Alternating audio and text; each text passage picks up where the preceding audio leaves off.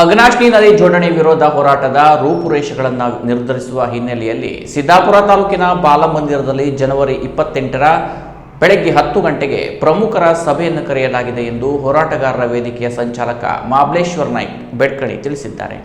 ಅಘನಾಶಿನಿ ನದಿ ಜೋಡಣೆ ವಿರೋಧ ಹೋರಾಟದ ರೂಪರೇಷೆ ನಿರ್ಧರಿಸುವ ಹಿನ್ನೆಲೆಯಲ್ಲಿ ಸಿದ್ದಾಪುರ ತಾಲೂಕಿನ ಬಾಲಮಂದಿರದಲ್ಲಿ ಜನವರಿ 28 ಬುಧವಾರ 10 ಗಂಟೆಗೆ ಪ್ರಮುಖರ ಸಭೆಯನ್ನು ಕರೆಯಲಾಗಿದೆ ಎಂದು ಹೋರಾಟಗಾರರ ವೇದಿಕೆಯ ಸಂಚಾಲಕ ಮಹಾಬಲೇಶ್ವರ ನಾಯ್ಕ್ ಬೆಡ್ಕಣಿ ತಿಳಿಸಿದ್ದಾರೆ.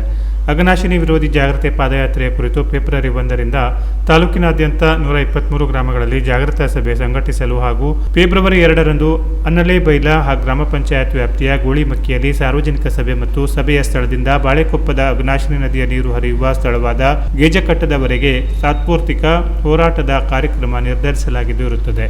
ವ್ಯವಸ್ಥಿತ ಹೋರಾಟದ ರೂಪುರೇಷೆ ನಿರ್ಧರಿಸುವ ಸಭೆಯಲ್ಲಿ ಜಿಲ್ಲಾ ಅರಣ್ಯ ಭೂಮಿ ಹಕ್ಕು ಹೋರಾಟಗಾರರ ವೇದಿಕೆಯ ಅಧ್ಯಕ್ಷ ರವೀಂದ್ರ ನಾಯ್ಕ್ ಭಾಗವಹಿಸುವ ಸಭೆಯಲ್ಲಿ ಪ್ರಮುಖರು ಸಭೆಗೆ ಆಗಮಿಸುವಂತೆ ಅವರು ಪ್ರಕಟಣೆಯಲ್ಲಿ ಕೋರಿದ್ದಾರೆ. Canara plus news, Siddapura.